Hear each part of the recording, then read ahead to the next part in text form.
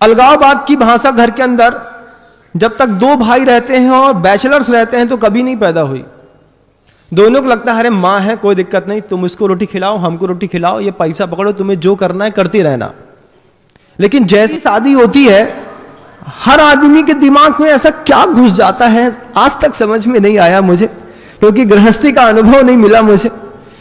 क्या हो जाता है ऐसा कि एक ही मां के पेट से पैदा हुए दो बच्चों के बीच में अपना अपना दिखाई देने लगता है।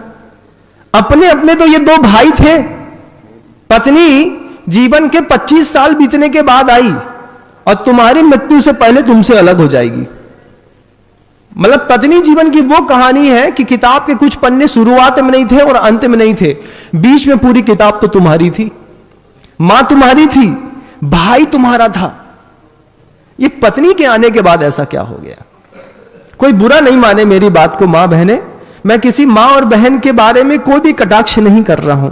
उनका चरित्र तो इतना निर्मल है, मां के बारे में मैं क्या कहूं, बहन की मर्यादा के बारे में क्या कहूं। लेकिन जीवन में जो राग भाव को पैदा करती है ऐसी उस प्रमिदा, उस पत्नी के उस कर्तव्य की चर्चा है यहां पर बंधु।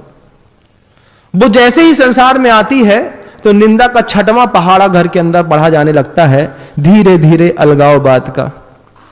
13 फुट चौड़ा तो मकान ही है, उसमें भी वो पत्नी कहती है हम 6.5 फीट में रह लेंगे लेकिन हमको सेपरेट लाइफ चाहिए। तो 13 फुट के मकान में 6.5 फुट जहां आप सीधा नहीं सो सकते, ऐसी एक दीवार 4 इंच की खींच दी जाती है, दोनों तरफ से छपाई कर दी जाती है, यहां से कील ठोके तो यहां निकल आए। बात बात पे झगड़ा। कोई उस दीवार पे फोटो नहीं टांग सकता, कोई छपाई तो कर सकता है, फोटो नहीं टांग सकता। भैया कितनों ठोकर रहे तो कहीं दीवार गिर जाए तो कौन संभाले? अरे भाई जेपी सीमेंट बंडर सीमेंट से बनाई है, तुम्हारी दीवार मजबूत है, मजाल है कि हाथी टक्कर मारे सो गिर जाए। लेकिन हथौड़ी थोड़ी भी चली और इस कान में आवाज आई, उसने कान में आकर के बोला देखो भैया, बड़े भैया दिन भर दीवार ठोकत रहे थे। दीवार खड़ी होने के बाद भी क्या है ये बंधु, कैसा जीवन कर लिया हमने अपना। अपने घरों में कैसी ऐसी कहानियां लिखी हैं हमने कि छोटे से सड़े हुए चौके में हमने पूरी जिंदगी निकालना पसंद की, लेकिन दो लोगों को उसी चौके में थोड़ा सा रोटी खिलाना और पसंद नहीं की। कितना डिवाइडेशन होता है तो कितना घर टूटता है आप देखो। और पत्नी का क्या जाता है, उसका कुछ नहीं है।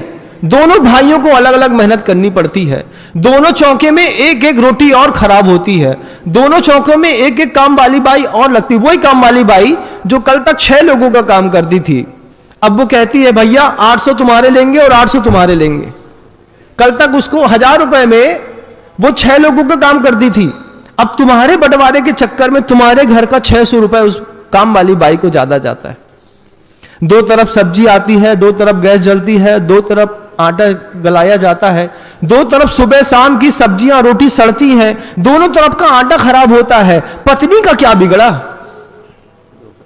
बिगड़ा किसका? उन दो भाइयों का। दोनों लगातार मेहनत करते रहते हैं, लगातार मेहनत, और उसके बाद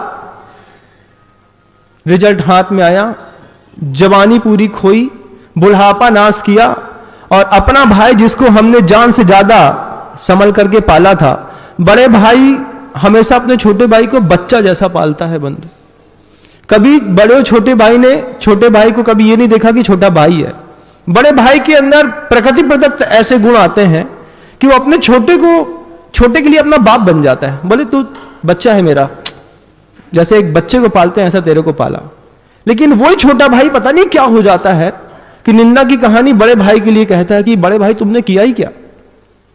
और कभी आप देखिएगा कि जितने भी अलगाववाद की कहानियां घरों में लिखी जाती हैं उसमें सबसे पहले हिस्से से वंचित हुआ है तो बड़ा भाई।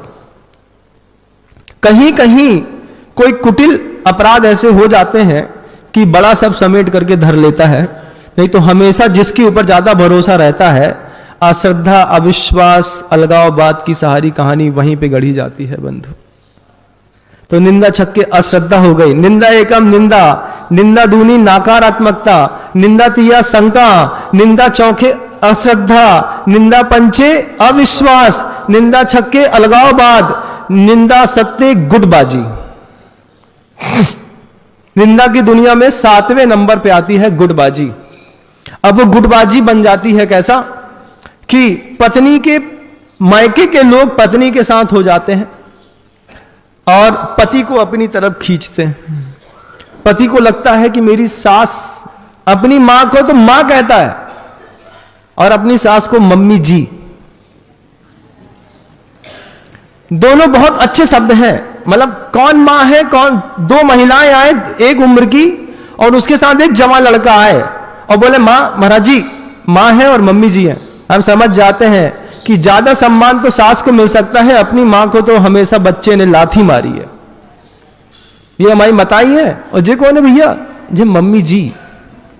तो वो मम्मी जी साथ में हो जाती हैं, बेटी जी साथ में हो जाती हैं, बहू जी साथ में हो जाती हैं, उसके साथ वो बच्चा हो जाता है, एक गुटबाजी बन जाती है। इस तरफ लोग आधा इधर खींचते हैं, आधा इधर खींचते हैं। ऊर्जा के कारण, विद्रोह के कारण पूरा का पूरा बर्बाद होने की कगार पे आ जाता है। निंदा सत्ते गुटबाजी, निंदा अट्ठे कुतर्क।